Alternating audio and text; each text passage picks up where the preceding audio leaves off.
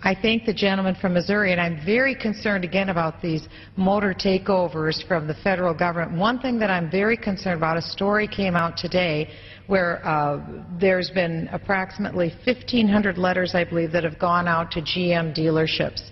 One story that came out today, there's a dealership that I know of that applied to their Democrat senator to appeal for help so that they could stay open.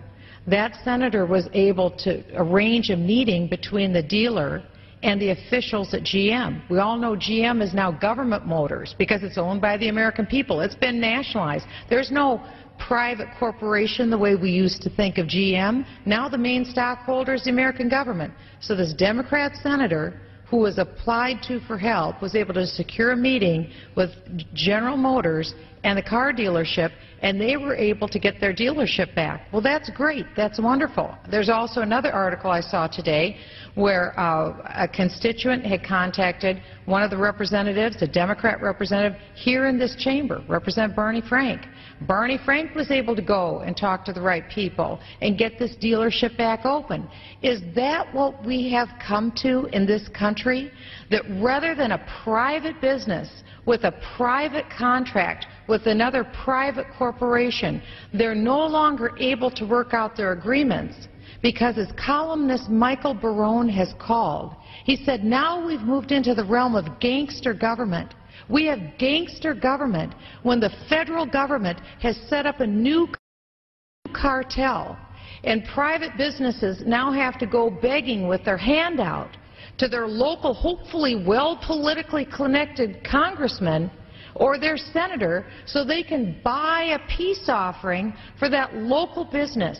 Is that the kind of country we're going to have in the future? When I was on the phone today for over an hour with one of my local dealers, the very first thing out of her mouth was this. She said, this is the most un-American thing I have ever seen in my life.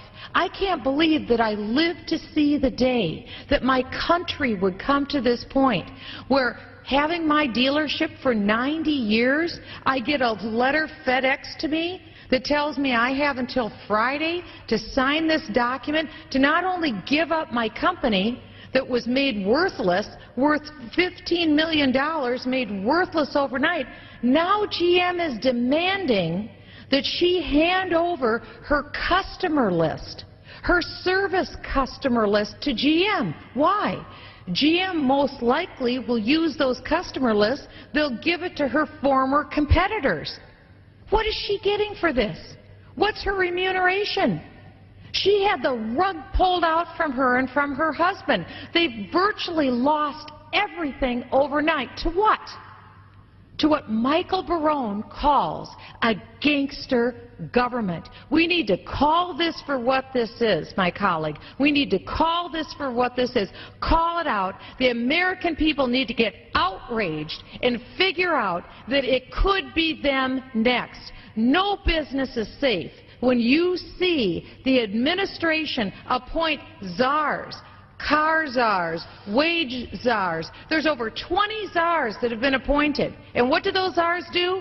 They bypass the Congress. We're the people's elected representatives. We've been bypassed. We now have an imperial presidency where the president has appointed various czars, appointing directly to him, and now he's reaching into the confines of private businesses and overnight rendering them virtually worthless, unless they have a special tug, a political tie, to a local Democrat congressman. Is that what we've come to?